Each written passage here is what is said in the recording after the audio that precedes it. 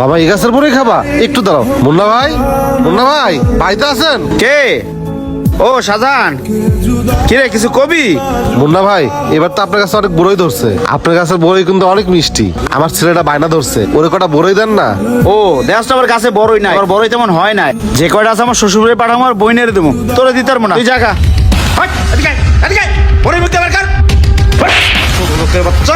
মুন্না ভাই, সামান্য কটা বড়ই লাইগা আমার ছেলেকে আপনি হাত তুললেন? ওই ছোট লোকের বাচ্চা, কইছি না বড়ই নাই, আবার তোর বড় মুখে দিছে কি লিগা? চল যা, কি রাখা যা। মুন্না ভাই, আরে মুবারক যে, তোমার আব্বা কেমন আছে? আলহামদুলিল্লাহ তা ভাই। আমার বাড়িতে কি মনে করি? না ভাই, বাইরে থেকে দেখলাম আপনার কাছে অনেক বড় হয়েছে, তাই কাটা বড়ই খাইতে এলাম। আর এইটা আবার কোন লাগে? ছিল যে কটা লাগে নাও। পাগল পোলাপান, লাগে পুরো গাছটাই নিয়ে দাও। এটা তো তোমাকে নিজে কই গাছ। আরে বেশি করে নাও, মাত্র এই কটা নিলা। খাও বাবা, হা করো। কি হইলো মোবারক? বড়ই তুমি নিলে না, ওরে দিলা? ভাই শুধু মানুষই হয় না, মনুষ্যত্ববোধ থাকা দরকার।